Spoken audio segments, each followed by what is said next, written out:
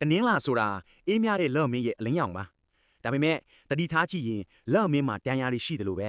တနင်္လာသားသမီးတို့ရဲ့အပြုံးနောက်ွယ်မှာလဲဘသူမှမသိနိုင်တဲ့တန်ရာတွေနဲ့လျှို့ဝှက်ချက်တွေအမြင်ရှိနေတတ်ပါတယ်သူတို့ကတကယ်ပဲအေးချမ်းတဲ့သူတွေလားဒါမှမဟုတ်မုံတိုင်းမလာခင်ငိမ်သက်နေတာလား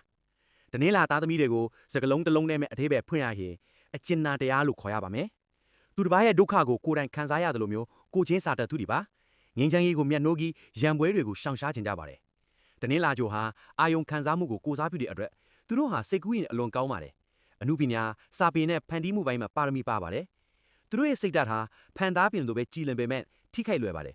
စကလုံးတစ်လုံးအကြည့်တစ်ချက်ကြောင့်နဲ့တင်ကဘာပြတ်မတက်ဝမ်းနဲ့တတ်ကြသူတွေပါတောက်ကြမှာအလှတနင်္လာမှာအတန်ဆိုတဲ့အတိုင်းစကားပြောပြေပြစ်ပြီးလူအများရဲ့ယုံကြည်မှုကိုအလွယ်တကူရရှိတတ်ပါတယ်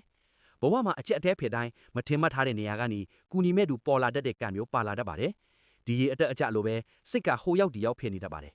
ဒါလို့ရမလားဟိုအားလို့ရမလားဆိုတဲ့ဝေခွဲမရမှုကသူတို့ရဲ့အကြီးမားဆုံးအဟန့်အတားပါမဖြစ်သေးတဲ့အရာတွေအတွက်ကြိုတင်ပူပန်နေတတ်ပြီးစိတ်တော့ကကိုကိုယ်တိုင်ဖန်တီးယူတတ်ကြပါတယ်အချစ်ကြီးသလောက်အသေးကွဲရလွယ်ပါတယ်ကိုကအလေးထားသလောက်တစ်ဖက်လူကပြန်မပေးတဲ့အခါစိတ်တန်ရာရတတ်ပါတယ်တနေ့လာသားသမီးတွေအတွက်အောင်မြင်မှုရဲ့လျှို့ဝှက်ချက်ကစိတ်ကိုထိန်းချုပ်ခြင်းပါပဲသင်ဟာလမဲလိုပဲတောက်ပခွင့်ရှိပါတယ်ဒါပေမဲ့တိမ်တိုက်တွေကတင့်ရဲ့အလင်းကိုဖုံးကွယ်မသွားပါစေနဲ့